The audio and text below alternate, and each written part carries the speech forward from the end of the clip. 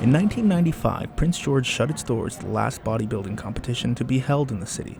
While the show was gone, its legacies were not. Fans like Riley Mueller were left inspired and in awe of the legends who once graced our stage.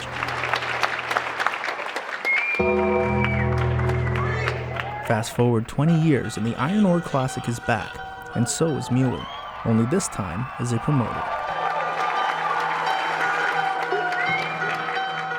I grew up, I had just started lifting at the time when the show had ended, so I had been hearing the stories throughout the time I'd been training and just growing up and meeting the guys that used to be involved in it and hearing all those stories about who was here and how it used to be. It's such a cool thing to be able to actually, I'm the one bringing it back. While the bodybuilding community never disappeared from Prince George in its absence, the return of its flagship competition represents an opportunity to grow the subculture.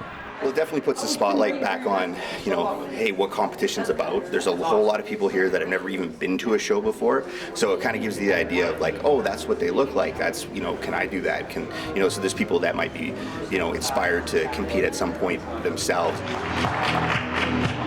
People like Jasmine Siemens.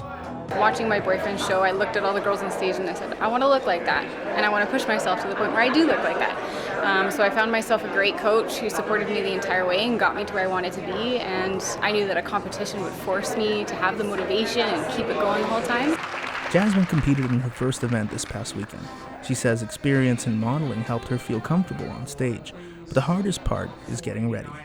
The old saying is if you fail to plan, you plan to fail, and that's really all it is you have specific meals that you eat with specific portions. Exercise, of course, is a huge part of that too. You're exercising twice a day sometimes, 5, 6, 7 days a week, just pushing yourself to your limit.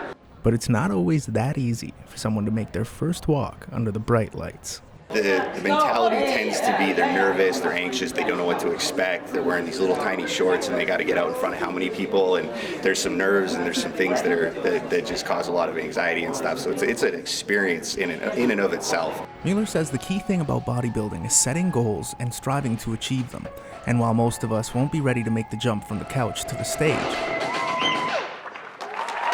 the sport itself is welcoming of anyone willing to give it a shot.